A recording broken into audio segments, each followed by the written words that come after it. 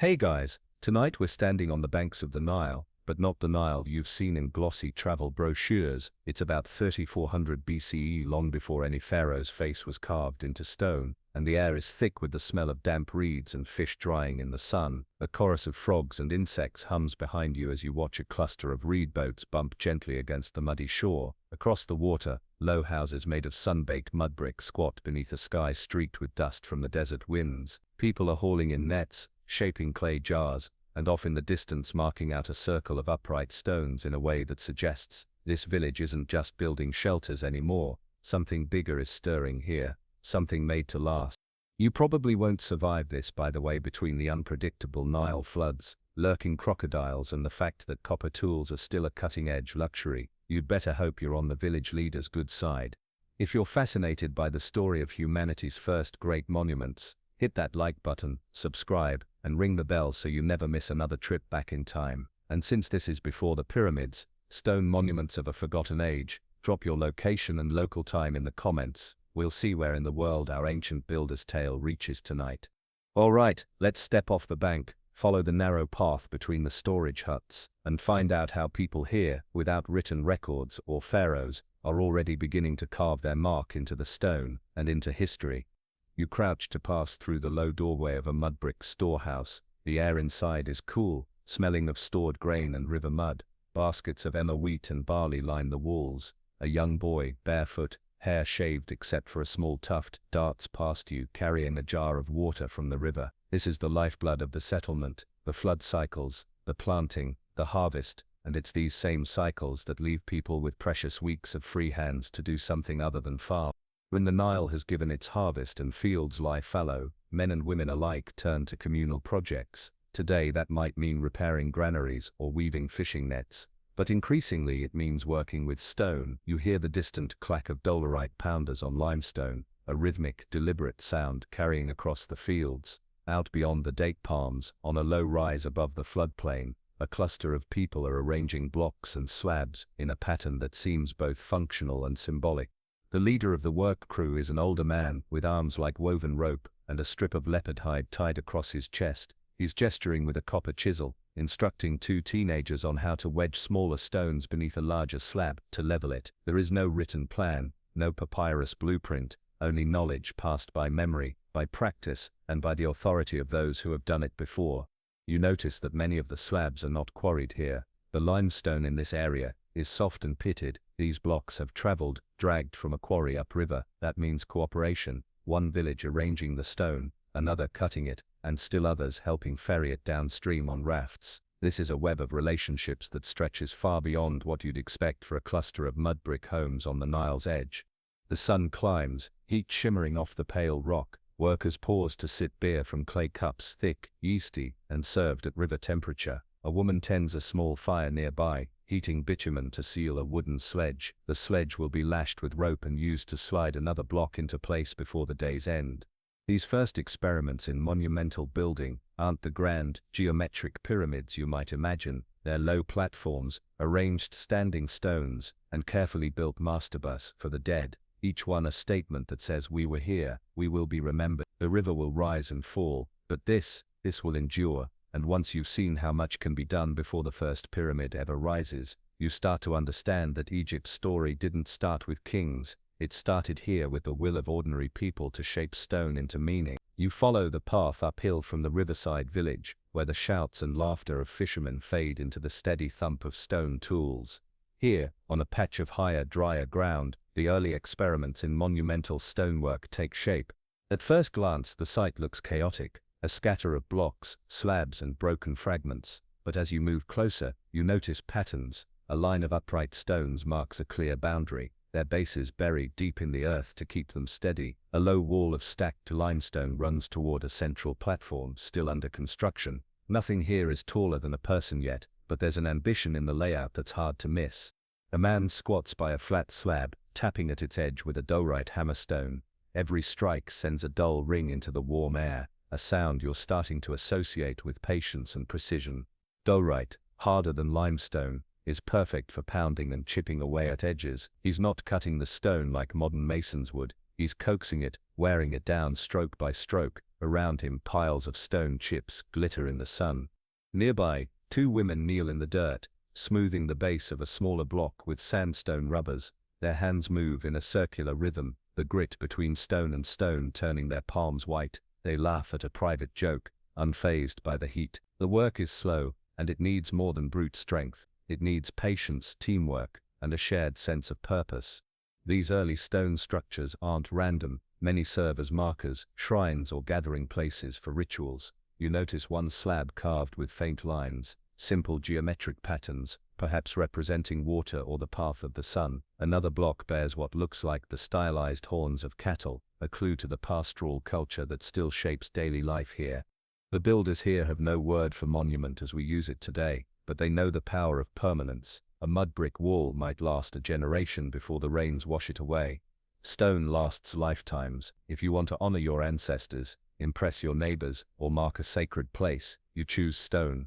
A group of young men drag a new block into the work area, using a sledge made of heavy wooden beams. One man pours water onto the sand ahead of the runners, reducing friction just enough to keep the load moving. It's not glamorous work. Mud streaks their legs, sweat runs down their backs, but there's a quiet pride in their faces when the block finally thuds into place.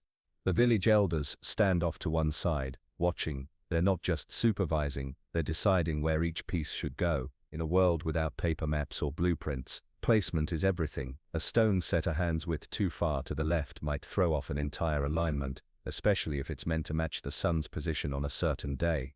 As you wander, you find a curious arrangement. 3 stones set in a shallow arc, their tops chipped into rough points. A young boy tells you, in a mixture of gestures and simple words, that this is for the coming season. You realize he means the rising of a certain star, an event that will tell the farmers when to plant again. Even here, before written calendars, stone is becoming a tool to track time itself. By mid-afternoon, the site hums with energy. Workers haul, chip, grind, and fit stones together like a giant open-air puzzle. The smell of dust hangs in the air, mixing with the faint tang of sweat and the earthy scent of the Nile's breeze. Above, vultures circle lazily, uninterested in anything that isn't dead.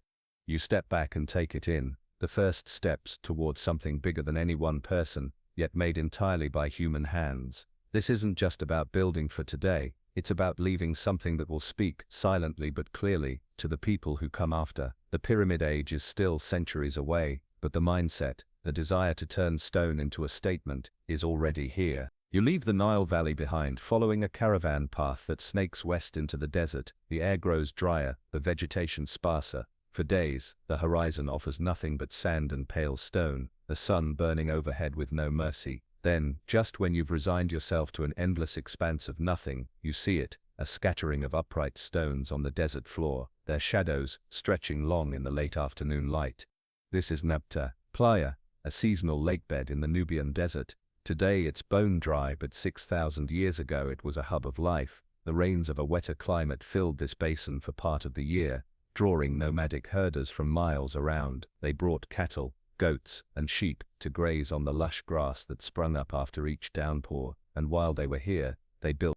The stones at your feet aren't random. You walk into the circle, about 4 meters across counting each monolith. Some are just half a meter tall, others well over a man's height. They're rough-hewn, their surfaces pitted and wind-worn, but their positions are deliberate. Archaeologists millennia in your future will discover that some align with the summer solstice sunrise, others with bright stars like Sirius. These ancient herders weren't just watching the sky, they were fixing its patterns into stone. A man in a leather kilt squats beside one of the taller slabs, his hands resting on his knees. He gestures toward the horizon, where the sun will rise tomorrow. He points to a notch in the stone, then to the far-off dunes, and you begin to see it. This isn't a wall or a house. This is a calendar, a clock for the seasons, a way to know when the rains will return, when the herds should be moved, when the people should gather here again.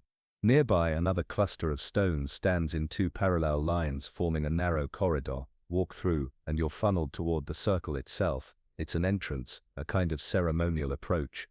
You notice small hearths and shallow pits in the sand, remains of fires lit during gatherings. The smell of smoke would have hung in the night air, mingling with the sound of drums, the lowing of cattle, and the voices of people telling stories under the stars.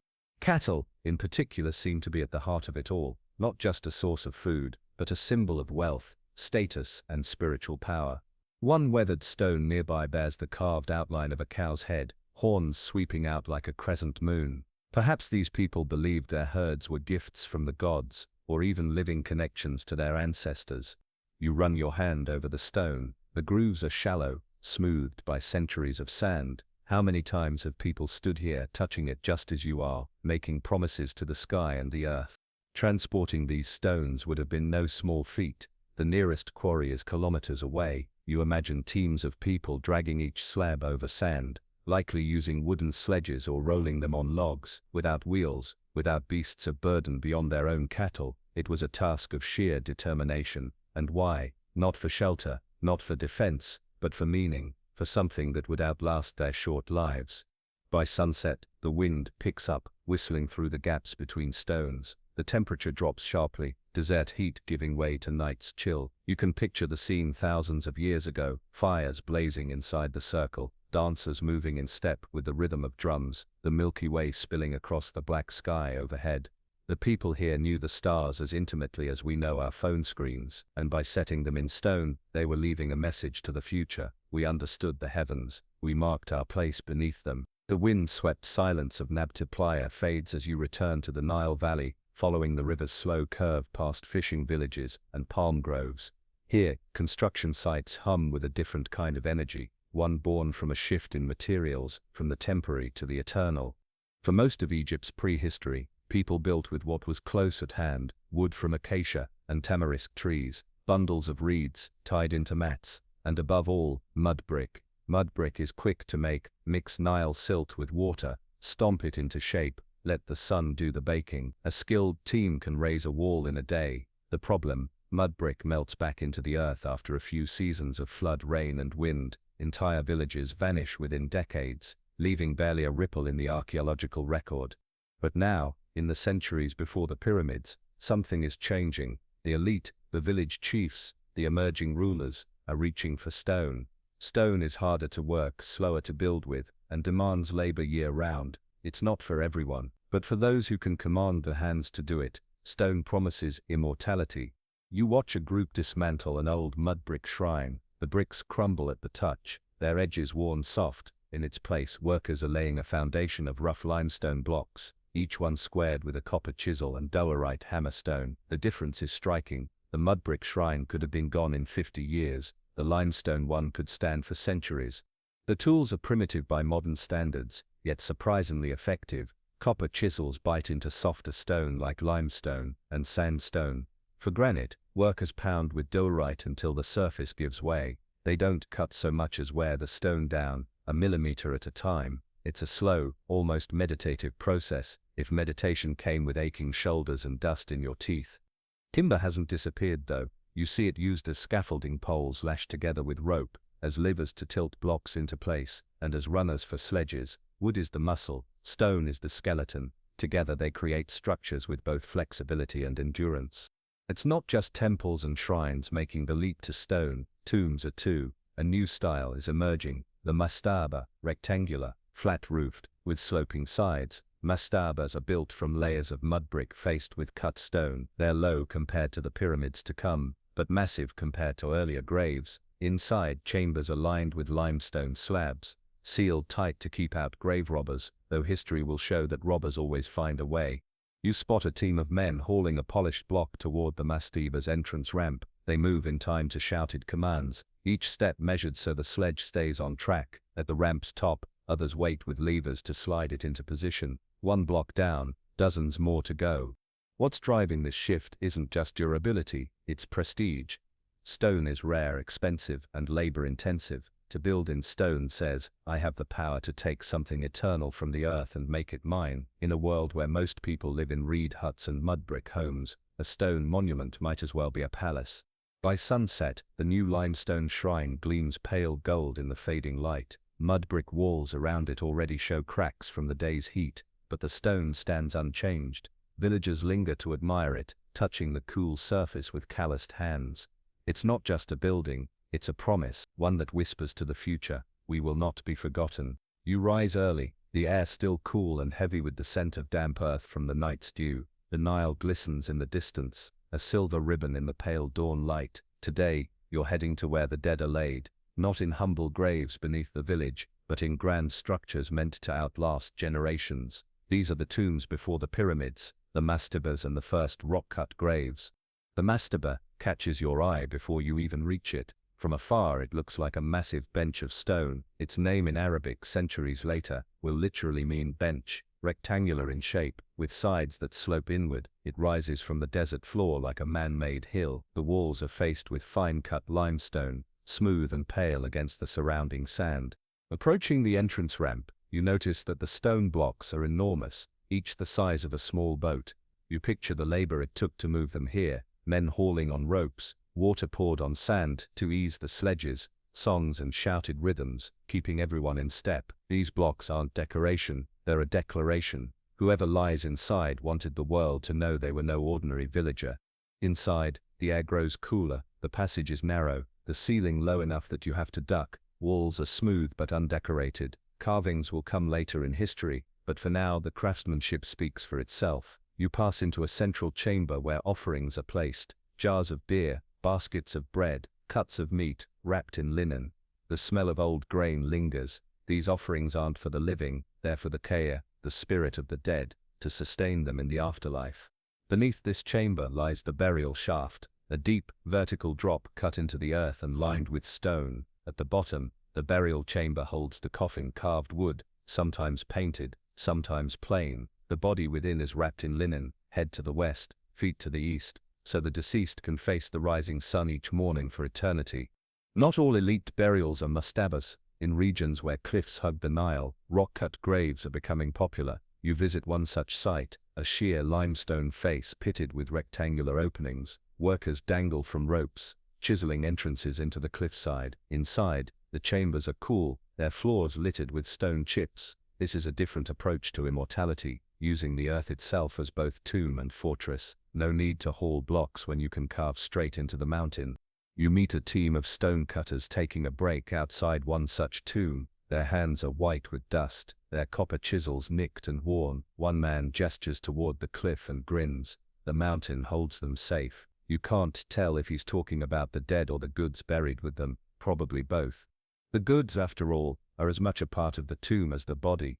Jewelry, pottery, tools, even small stone figurines are placed inside. They're not souvenirs, they're essential equipment for the next life.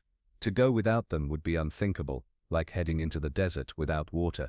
As the sun dips lower, you climb a dune to look back at the site. From here, the mastabas rise like low fortresses, the cliffside tombs like dark eyes staring across the desert. This is no humble resting place. This is architecture as a message. I lived, I ruled, and I will endure. These early tombs set the stage for everything to come. They prove that stone can hold memory longer than words, and that the dead, when buried in such monuments, continue to speak, if only through the weight of the stones above them. The sun is barely above the horizon when you make your way to a low, dusty yard on the edge of a quarry. Here the builders' tools are laid out in the sand, primitive by modern standards, but perfectly tuned to their purpose. These are the instruments that turn stubborn rock into smooth, workable blocks, long before iron or steel ever touched Egyptian soil. First, the hammerstones. They look deceptively simple, rounded lumps of dolerite, basalt or other hard stone that can withstand countless blows without shattering. Workers grip them with both hands, swinging down again and again to chip away at softer limestone or to bruise the surface of granite before breaking it free. The rhythm is steady, almost hypnotic, tap tap tap, with occasional sharper strikes to split a seam. Next to them lie copper chisels, the pride of any builder's toolkit. Copper is soft compared to iron, but in these centuries it's cutting-edge technology. Each chisel has been hammered into a flat edge, ready to bite into limestone or sandstone. They're sharpened daily on coarse stone slabs, because a dull chisel is about as useful as a blunt needle. For granite, copper won't do. The dolerite pounders take over there.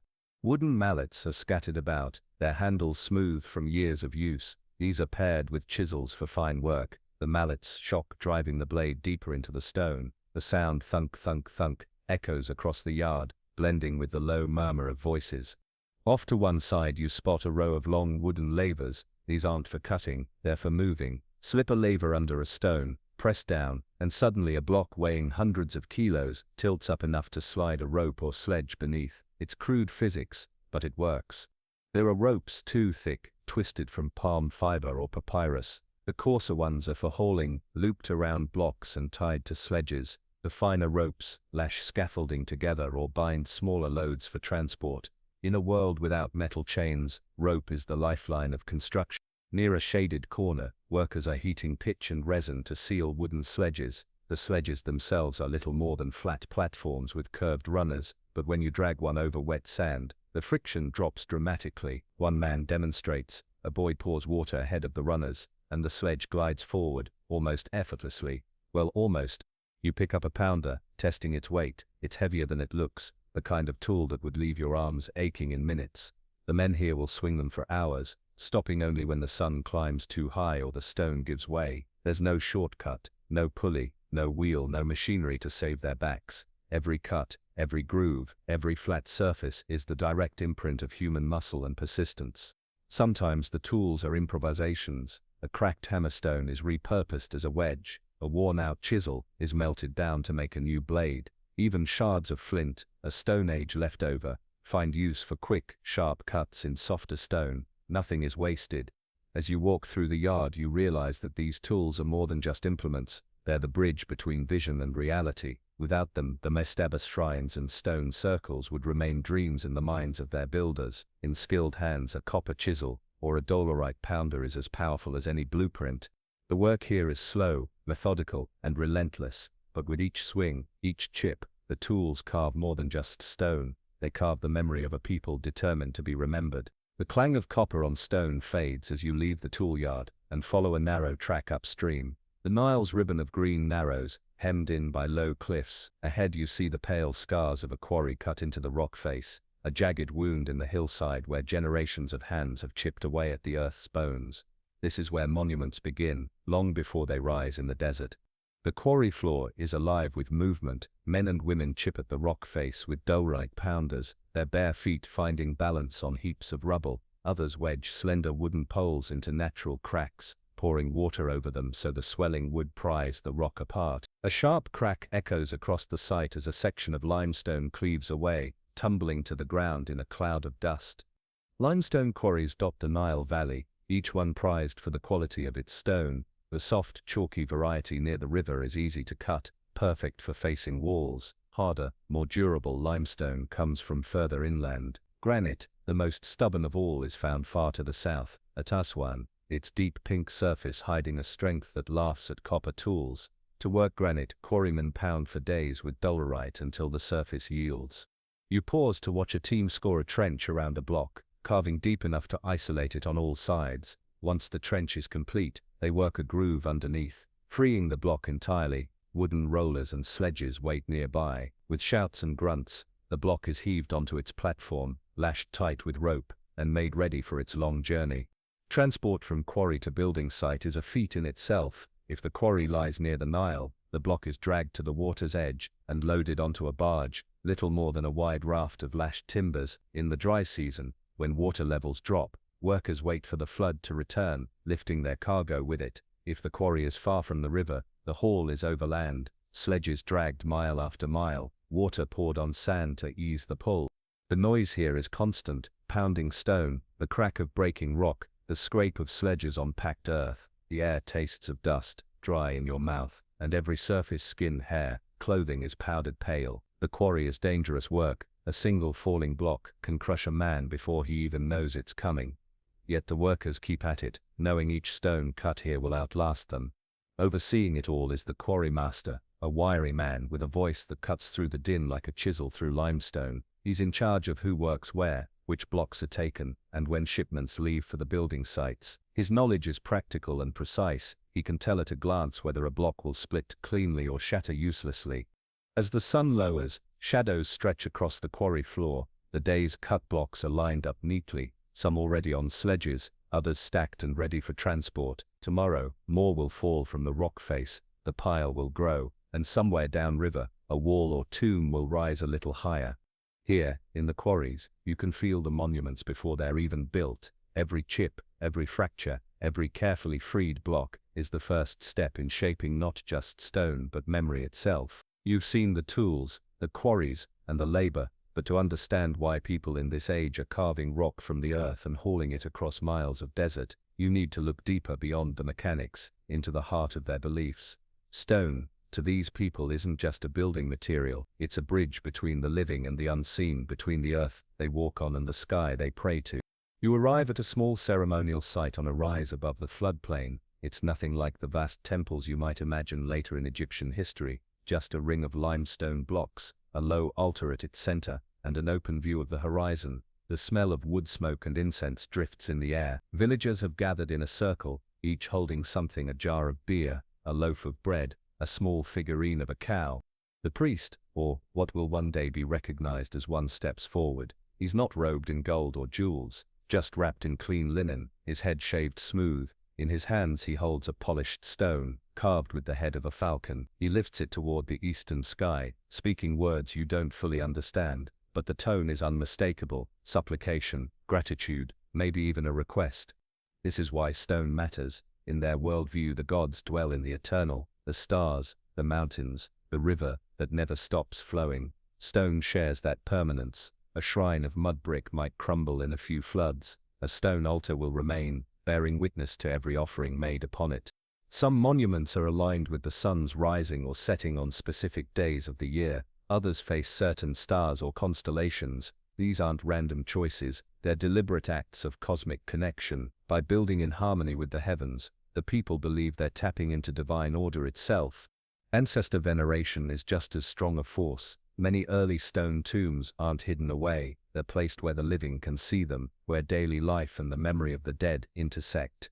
The idea isn't to forget the dead, it's to keep them present, to draw on their protection and wisdom. Passing a stone marker each day is a reminder, we are part of a line that stretches back and forward in time.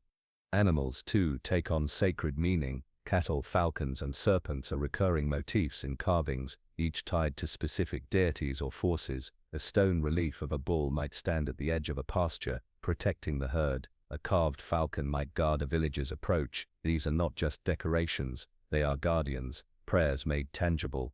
The ceremonies themselves are a blend of practicality and spirituality. A festival might coincide with the start of the planting season, blessing the seeds as they're sown. A monument's dedication might mark a chieftain's accession, binding political power to divine favor. Every stone set in place is part of a larger pattern of meaning, both earthly and cosmic. You watch as the villagers step forward one by one to place their offerings on the altar. The priest pours beer onto the stone's surface, letting it trickle into a groove, carved to lead toward the east. The sun is sinking now, casting long shadows. Soon the stars will appear, and with them, the gods these people believe are watching. It's clear now the monuments aren't built just because someone can organize the labor, they're built because people believe they must. To honor, to connect, to ensure that the cycles of life, flood, planting, harvest, death, rebirth, continue as they always have. And in stone, those hopes are given a form that, like the gods themselves, endures. You've seen the shrines, the tombs, the circles of stone in the desert, but none of them exist without something far less glamorous: people. Before the age of pharaohs, before royal decrees could command thousands at a time, these projects rose through a different kind of organization, and you're about to walk straight into it. It starts in the villages. At the end of the harvest season, when the fields lie bare and the Nile is low, the headman calls a meeting in the central clearing. Word has spread, a new stone structure will be built upriver, and every household is expected to contribute labor. There's no choice in the matter, but it's not entirely resented. This is part of belonging, part of showing your place in the community. Men, women, and older children all have roles. The strongest will quarry and haul blocks. Skilled artisans will chip, carve, and fit stone. Others will prepare food, weave rope, or maintain tools. Even those too frail to lift a hammerstone might watch the children or carry water to the work crews. Everyone is pulled into the rhythm of construction. Unlike the later pyramid projects with their centralized workforce, these are coordinated at a local level. A respected elder or chieftain acts as foreman, assigning tasks and resolving disputes. The planning is done verbally. There are no papyrus records yet, so it's all about memory and trust. The foreman knows who can haul a block without collapsing, who can chisel a straight line, and who's better off sweeping the work area clear of chips.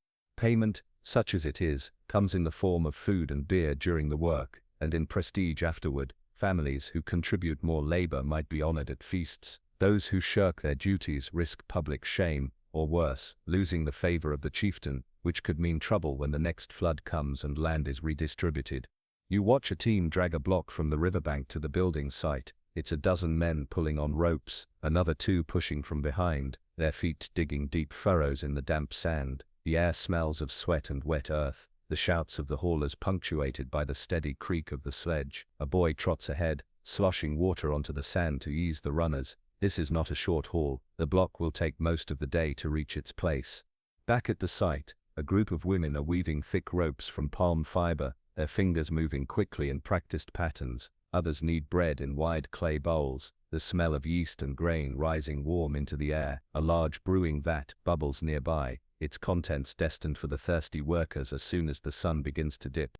There's a sense of pride in the air, not in individual achievement, but in the collective act. Everyone here knows their contribution will outlive them. When the monument is finished, they'll point it out to their children, saying, "I helped build that," and the children will grow up knowing they too will one day be called to work.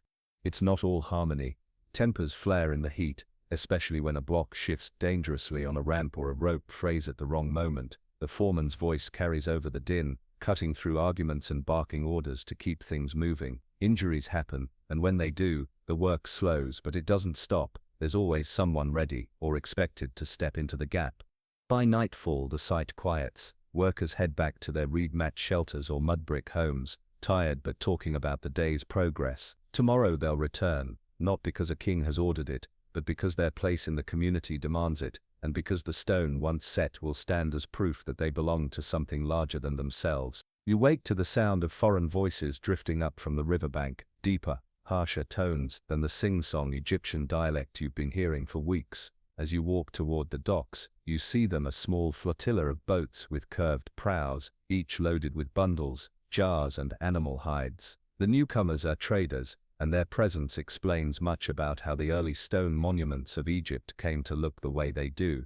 Before the pyramids, Egypt wasn't a sealed kingdom. The Nile was a highway, the Red Sea a gateway, and desert tracks a network connecting far-flung peoples. Along these routes, goods moved, but so did ideas, techniques and symbols. The limestone blocks you've seen stacked into mastabas. The concept of dressing stone into flat-faced blocks may have roots in Levantine building traditions. The cattle carvings at Nabta Playa, echoes of pastoral cultures deep in the Sahara and Nubia.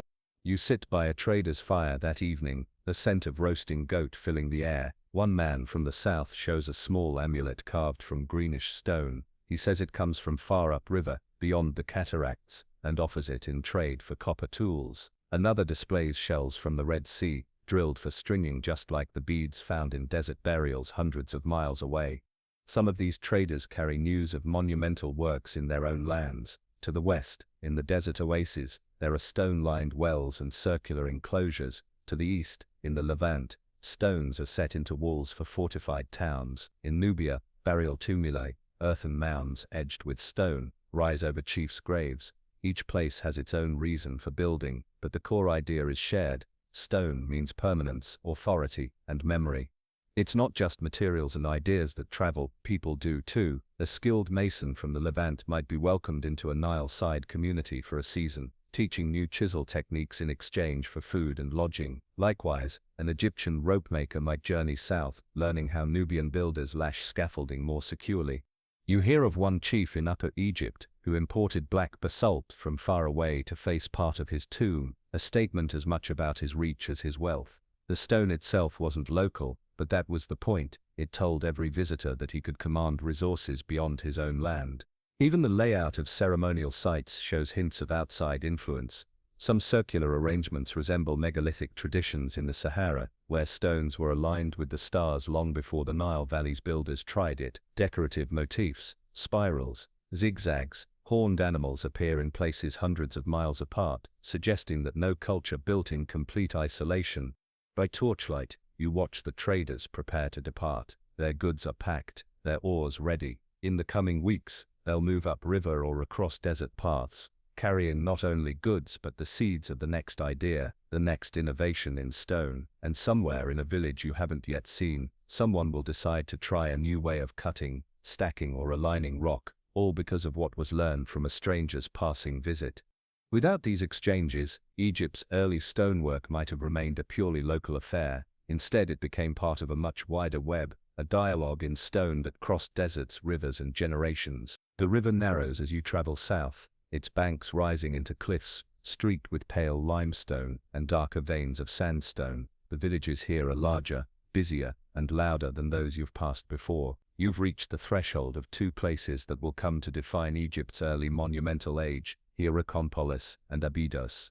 Hierakonpolis, perched on the west bank, is a sprawl of mud brick houses, workshops, and ceremonial spaces. The smell of brewing beer mixes with the metallic tang of copper being hammered in open-air forges. This isn't just a village, it's a political and religious hub. The central courtyard is dominated by a massive enclosure wall, its mud brick surface buttressed with curved niches that catch the afternoon light in alternating shadow and brightness. It's not stone yet, but inside the enclosure, slabs of limestone are being shaped into altars and offering tables. You find yourself in a narrow lane where artisans are chipping at small blocks for shrines dedicated to Horus, the falcon god. The work is precise, the angles sharp, the symbolism is obvious. Horus's gaze, from the high sky, blesses the people and protects their rule. In the main ceremonial space, standing stones mark a processional route. When rituals take place, priests walk between these monoliths, carrying incense burners, the smoke curling upward into the glare of the sun. A few days downriver lies Abydos, even older and, if anything, more charged with sacred energy. Here the smell of incense is stronger, the chants of priests constant. The dead of great importance are brought here for burial, not just because of the place's prestige, but because it's believed to be close to a gateway to the afterlife. On the outskirts, mastabas and early stone-lined tombs cluster in neat rows. Closer to the center, a vast open space is being cleared. Workers drag stone slabs into position to form the base of what will be a ceremonial complex. The alignment seems deliberate. You notice the long axis points toward the setting sun at a particular time of year. People here are already building with both earth and sky in mind. You speak with a foreman at Abydos, who proudly explains that their stone comes from upriver, floated down on rafts during the flood season. He gestures to a block freshly set into place and tells you it's destined to hold a stela, a carved stone slab bearing the name and deeds of the ruler who commissioned it. That ruler's name will stand as long as the stone does, which in his mind means forever. Both Hierakonpolis and Abydos are more than just settlements. They're testing grounds for monumental ambition. Techniques developed here, aligning stone to celestial events, combining stone with ceremonial mud brick structures, carving symbolic motifs, will one day find their way into the first great pyramid complexes. At sunset, you stand on a rise above Abydos, the desert stretching away in all directions. Below, the last of the day's workers are making their way home, their voices low, their bodies tired. The stone they've set today looks small against the sweep of the landscape, but you know and they know that each block is a building step towards something Egypt has never seen before, a kind of monument that will make even this sacred place look like a mere beginning. You arrive at a construction site where the air is thick with dust, sweat, and ambition. The structure rising here isn't just for the gods, the dead, or the turning of the seasons, it's for power. Before the age of pharaohs, stone monuments are already being wielded as political weapons, each block laid as much to impress the living as to honor the divine. The chieftain overseeing this project stands on a raised platform, arms crossed, watching every move. His tunic is finely woven linen, his copper dagger polished to a gleam. He says little, but his presence is enough. The workers know this monument will bear his name, and through it, his authority will loom over the region long after he's gone. In a world without written laws, carved into tablets, stone itself becomes the law. A large, finely dressed mastaba declares, "This is the man who commands the land, the river, the people." Its sheer scale and permanence speak louder than any shouted proclamation. Visitors arriving from other villages see the walls, the finely cut blocks, the carved symbols of power, and understand instantly that they are in the presence of someone who can marshal labor, resources, and skill far beyond the ordinary. You notice that some stones are not local dark granite from the south, sandstone with a reddish hue from upriver. Transporting them here took weeks of manpower and planning, and that's the point. The more distant the source, the greater the display of reach and influence. It's as if the chieftain is saying, "Look how far I can extend my hand." Monuments also play a role in diplomacy. A visiting leader might be hosted at a shrine or tomb where the chieftain's ancestors rest. walking past inscriptions or carvings that highlight alliances, victories, or wealth. A well-placed monument at the edge of territory acts as a silent boundary marker. Beyond this, you are in my land. Sometimes the political message is tied directly to religious imagery. A block may be carved with falcons, bulls, or the sun disk, symbols that link the leader to divine favor. To the people, it's a reminder that his authority isn't just earthly, it's sanctioned by powers greater than themselves. That kind of legitimacy is difficult to challenge. The laborers working here aren't slaves, they're villagers from surrounding areas, bound by obligation and perhaps loyalty, but also by the knowledge that their chieftain's strength protects them in return. Still, you sense a divide, those who set the stones and those who stand in their shadow. As the sun sinks, torches are lit to continue the work. The glow throws the chieftain's monument into sharp relief, its edges crisp against the darkening sky. He surveys it like a man already immortal, knowing the stone will outlast his body, his children, even the memory of his face. And when strangers see it centuries later, they won't just see a pile of rock, they'll feel the echo of power, the weight of a message carved in permanence. I ruled here, I met. Morning light spills across a half-finished mastaba wall, turning its pale limestone surface gold. At first glance, the stone looks bare, but as you step closer, faint lines and shallow carvings emerge, traces of the earliest stone decoration in Egypt. Before the pyramids, before the grand reliefs of later dynasties, artisans are already experimenting with turning bare walls into messages and memories. The tools for this work are simple: copper chisels for the outlines, sandstone rubbers to smooth surfaces, and occasionally flint blades for the finest details. A young artisan crouches beside a block, his face inches from the stone, carefully carving the curve of a horn. He works slowly, pausing every few minutes to wipe away dust. The carving will be simple by later standards, but here, even a single motif carries weight. Common symbols dominate: cattle heads with sweeping horns, falcons poised to strike, the sun disk resting between outstretched wings. These are not decorative flourishes, they're messages in a shared visual language. The bull's head might represent strength, fertility, or a revered ancestor. A falcon links the monument to the sky and the gods who dwell there. Geometric patterns are also common: zigzag lines suggesting water, spirals for eternity, parallel grooves for cultivated fields.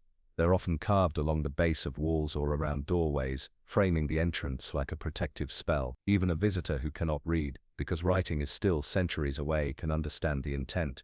Some artisans add inlays to their work. A shallow recess might be filled with colored paste made from ground minerals: malachite for green, ochre for red, gypsum for white. Under the sun, these pigments catch the light, giving the stone a vivid presence. The colors will fade with time, but for now they make the monument almost come alive.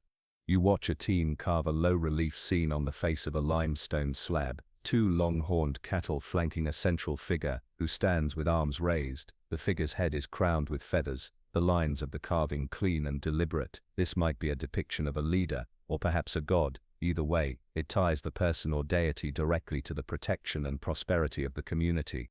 In rock-cut tombs, decoration is often more intimate. Carvings inside chambers might show offerings of bread, beer, or cattle. These are promises made in stone, that the dead will never go hungry or thirsty in the afterlife. Sometimes these scenes are carved only where the family and the spirit of the deceased will see them, invisible to the casual passerby. It's not just the images that matter, it's their placement.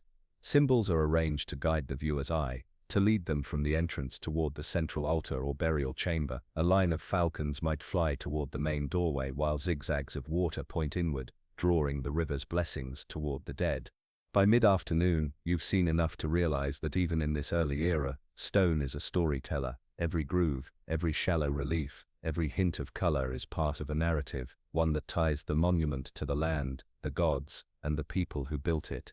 And though time will weather the surfaces, chisel marks will blur, and colors will fade, the intention is clear: the stone is not just to stand, it's to speak. The air is thick with dust, and the low grunt of effort. You're standing beside a sledge that's carrying a limestone block the size of a small cart. But here's the catch: there is no cart. The wheel hasn't arrived in Egypt yet, and it won't for centuries. Every block you've seen raised in these early monuments has moved without the help of axles or rolling hubs. The men hauling this block are barefoot, their feet sinking into the dampened sand. Ahead of the sledge, a boy runs with a jar, splashing water on the path to keep the runners from digging in too deep. The wet sand packs tight, reducing friction just enough for the rope teams to inch the load forward. Without this trick, the block might not move at all. Levers are everywhere. Long poles of acacia wood lie scattered across the site, their ends worn smooth from constant prying. Workers slip them under one side of a block, lean their weight into the far end, and raise the stone just high enough for another crew to slide in a roller or adjust the sledge. It's slow, awkward, and exhausting, but it works. In some places, you see wooden rollers used for shorter moves over level ground, especially for smaller stones. But for the largest blocks, rollers are less practical. On soft sand they sink, and on slopes they're dangerous. Most of the heavy lifting is done with brute force, ramps, and gravity. Ramps are the real game changers. At one master bar site, a wide earthen slope stretches from the desert floor up to the construction level. The slope is hard-packed and lined with mats of woven reed to keep stones from catching in the dirt. The block crews drag their loads up these ramps in teams, resting every few paces. Foremen bark encouragement or threats over the creak of ropes and the rasp of sledges. When a block needs to be set on top of another, wooden cribbing comes into play. Small blocks or planks are stacked beneath one edge of the load, then another layer is added, lifting the block incrementally until it's high enough to slide into position. It's painstaking work, like building a giant puzzle in slow motion. You watch as a crew uses this method to place a capstone on a low wall. It takes nearly an hour of levering, cribbing, and careful shoving before the block finally settles into place with a heavy, satisfying thunk. There's no cheer, just a quick wipe of sweat and a move to the next one. Even the river is part of the engineering system. Heavy stones cut from quarries far upriver are floated down on barges during the inundation season, when the Nile's depth makes navigation easier. At the landing point, the stones are hauled ashore and immediately set on sledges for their final overland journey.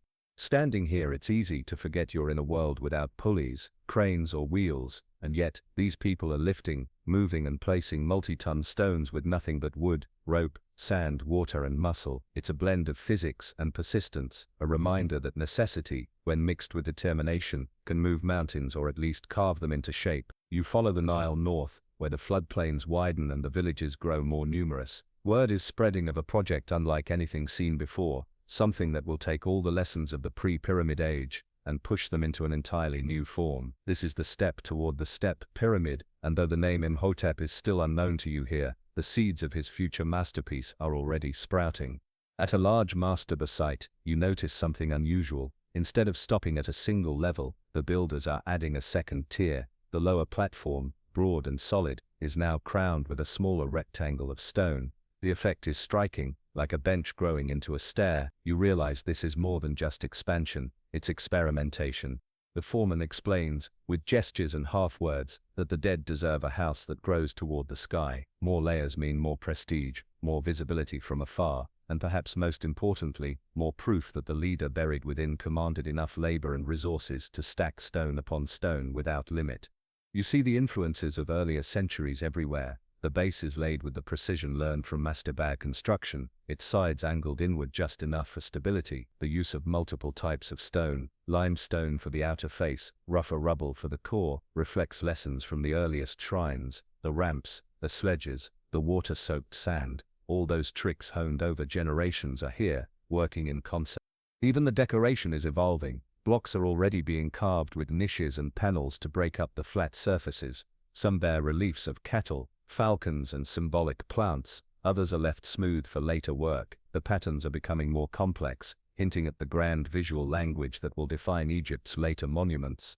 But this two-tier mastaba isn't just about form, it's about ambition. The workers tell you in low voices that the chieftain buried here wanted his monument to rival the horizon itself.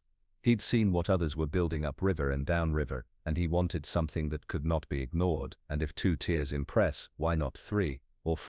You realize you're standing at a turning point. The leap from flat-topped tomb to stepped monument isn't just an architectural choice, it's a declaration of possibility. Once the idea exists, someone will push it further, refining the tiers, stacking them higher, aligning them more perfectly to the sun and stars.